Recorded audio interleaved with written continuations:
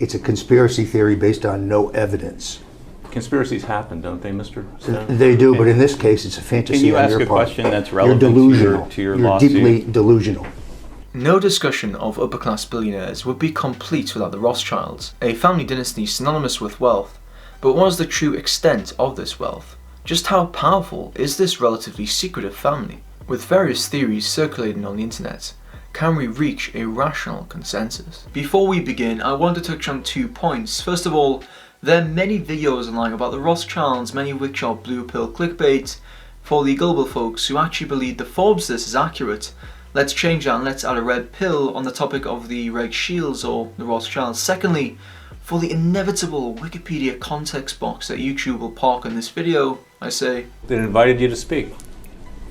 Did you just say to fuck me? I did. Let's begin. First of all, we need to go back, all the way back, to the beginning. The story really begins in Frankfurt, in the Jewish ghetto in the city, and the name Rothschild comes from the name of the house of their ancestors, which was the House of the Red Shield. So the dynasty was really established by Mayer Amschel Rothschild, who was born in 1743 or 1744, and he set up home in Frankfurt. And he married a member of another Jewish family called Gutler Schnapper. This marriage to Gutler Schnapper boosted Mayer's wealth. He received a generous dowry of 2,400 gulden from her father, who worked as a court agent. Mayer wouldn't forget this, and in his will outlined strict, controversial provisions regarding Rothschild marriages. Mayer was concerned that the family's fortune would be diluted as it grew through marriages. As such, his will barred female descendants from any direct inheritance, and in effect provided incentives for intermarriages. 4 of his granddaughters married grandsons, first cousins, while 1 married her uncle. So the Judengasse was in Frankfurt, and it was built to house originally, I think it was something like 60 Jewish families, and within a matter of decades there were several hundred families. There were thousands of people living in a street that was a few yards wide, and I think it was about 100 yards long. The houses were so densely packed together that light hardly got in there. Now, is this really a tale of starting from the bottom? Or, much like Drake, is there a rich uncle involved? Now my family, the Rothschilds, lived in a house that was 14 feet wide. So you can imagine it was a very cramped environment. And you can also imagine what the impetus was to get out of there. To answer that, we need to ask who came before Mayer Amschel. Well, his father, Amschel Moses, had a business in goods trading and currency exchange. He was a personal supplier of collectible coins to the Prince of Hesse. We'll come back to that shortly. We know little about Mayer Amschel's grandparents and more remote ancestors. The family did use the name Bauer. In fact, the name Rothschild didn't really stick until Mayer Amschel's generation came along. Benjamin Franklin once observed that in life only 2 things are inevitable: death and taxes. They are also virtually the only things about which records survive for the earliest Rothschilds. The most we can say about the early Rothschilds is that they were relatively successful small businessmen, dealing in, amongst other things, cloth. 5 years before his death in 1585, Isaacson Rothschild had a taxable income of 2,700 gulden. A century later, his great-grandson Kalman, a money changer who also dealt in wool and silk, had a taxable income more than twice as large, and it seems that his son, Mayer Amschel's grandfather Moses, successfully developed his father's business, continuing the process of steady social ascent by marrying, successively, the daughters of a tax collector and of a doctor. With the help of relatives, Mayer Amschel secured an apprenticeship under Jacob Wolf Oppenheimer at the banking firm of Simon Wolf Oppenheimer in Hanover in 1757, where he acquired useful knowledge in foreign trade and currency exchange before returning to his brother's business in Frankfurt in 1763. He became a dealer in rare coins, and just as his father had done previously, won the patronage of the Prince of Hesse. This was, according to Jacob Rothschild, the big breakthrough. Jews were allowed to deal in coins, and coins were a big thing at that time because you had so many small states in Germany and elsewhere that they were collected. And somehow Mayer Amschel Rothschild became friendly with the Prince of Hesse and succeeded in first selling him coins, and then he was formally appointed as the coin advisor to the Prince of Hesse. So that was the big breakthrough. His coin business grew to include a number of princely patrons, and then expanded through the provision of financial services to the Prince of Hesse. In 1769, Mayer Amschel gained the title of court agent, managing the finances of the immensely wealthy Prince of Hesse, who in 1785 became William IX, Landgrave of Hesse Castle, and inherited one of the largest fortunes in Europe at the time. The Rothschild coat of arms includes a fist clutching 5 arrows, a reference to Mayer's 5 sons. At the turn of the 19th century, Mayer sent his sons to establish banks in Frankfurt, Naples, Vienna, France, and London. The release of the 5 arrows symbolizes strength through unity and marks the beginning of the Rothschilds' global banking dynasty. Napoleon was on the march through Europe, and William gave his fortune to Mayer Amschel to protect it from being seized by Napoleon. Mayer was able to hide the money by sending it to his son Nathan in London. The London Rothschild office had to spend it somewhere and loaned it to the British Crown in order to finance the British armies fighting Napoleon in Spain and Portugal in the Peninsular War. These savvy investments of William's money paid off handsomely, netting sufficient interest that their own wealth eventually exceeded that of their original nest egg client. The nest egg client who had inherited the largest fortune in Europe, remember. Niall Ferguson outlines the sheer scale of the Rothschild family's operations. For most of the 19th century, N.M. Rothschild was part of the biggest bank in the world, which dominated the international bond market. For a contemporary equivalent, one has to imagine a merger between Merrill Lynch, Morgan Stanley, JP Morgan, and probably Goldman Sachs too, as well perhaps as the International Monetary Fund, given the 19th century Rothschild's role in stabilizing the finances of numerous governments. Nathan pioneered the ingenious strategy of lending to governments during wartime.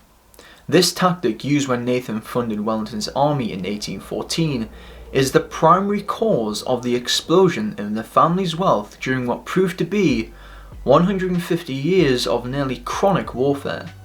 Of course, the Rothschilds played no role in instigating said conflicts. I don't think they would do that. It would be unethical. Moreover, continual war in Europe created excellent opportunities to profit from smuggling scarce consumer goods past military blockades. Since the Rothschilds often financed both sides in a conflict and were known to have great political influence, the mere sign of the red shield on a leather pouch, or a carriage, or a ship's flag was sufficient to ensure that the messenger or his cargo could pass through checkpoints in either direction. This immunity allowed them to deal in a thriving black market for cotton goods, yarn, tobacco, coffee, sugar, and indigo, and they moved freely through the borders of Germany, Scandinavia, Holland, Spain, England, and France.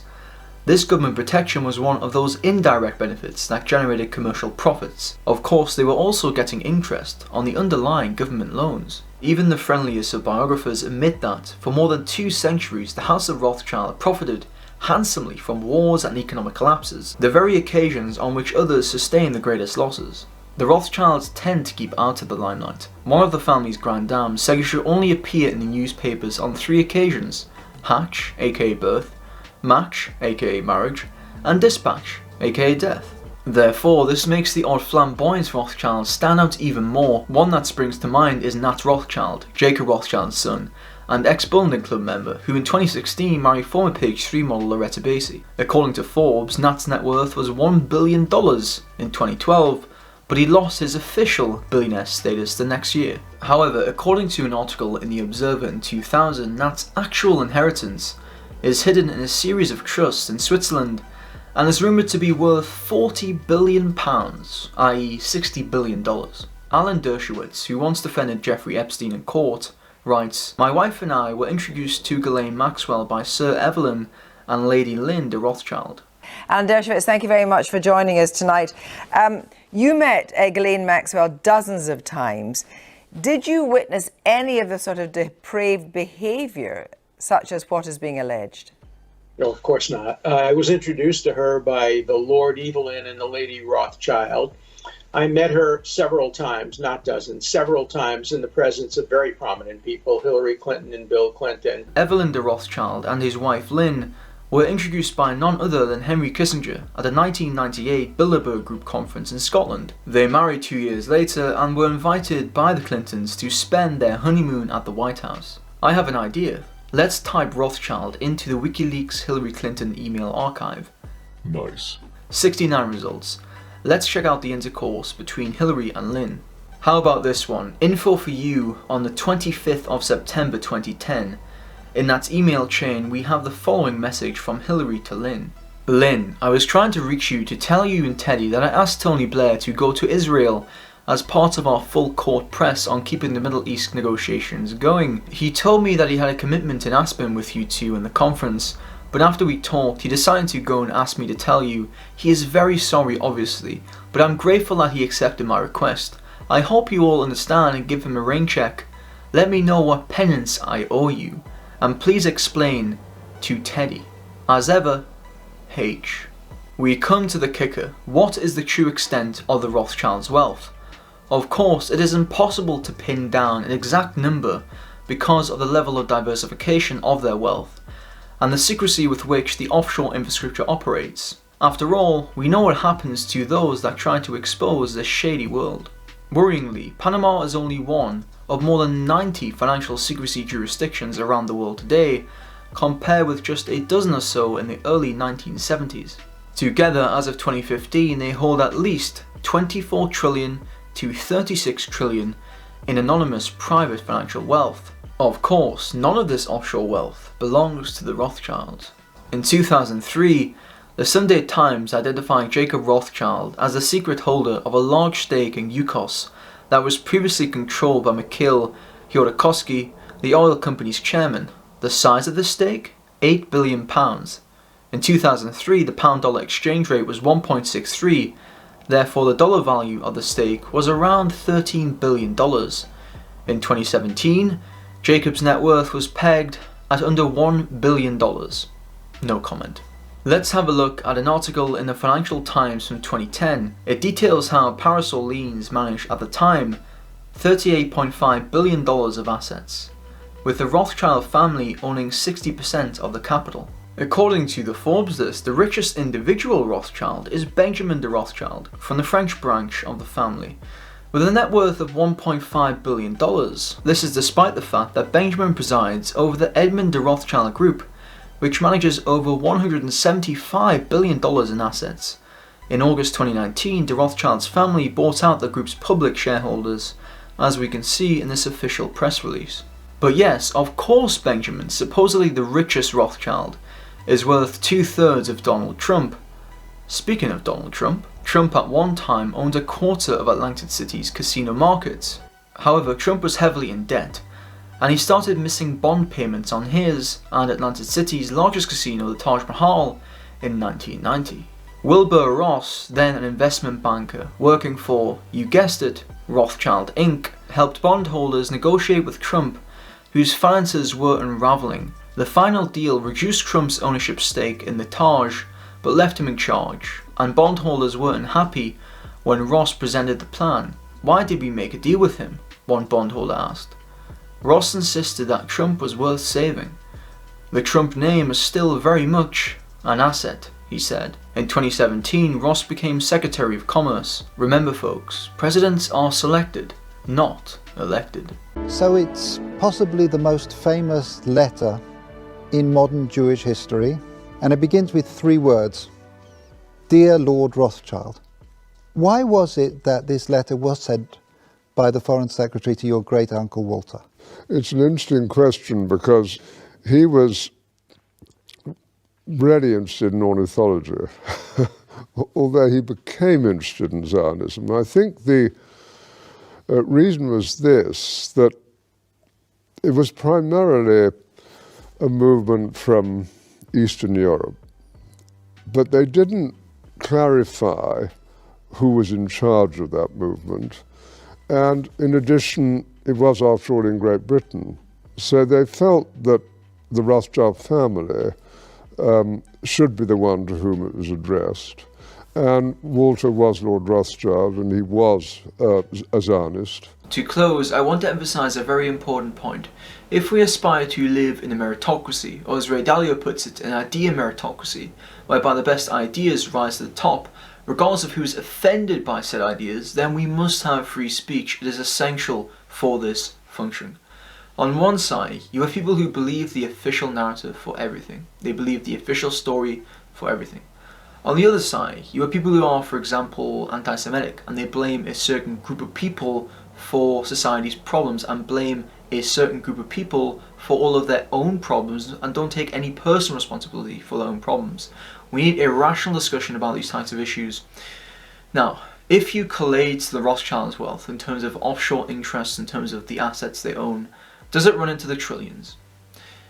Did Lance Armstrong dope?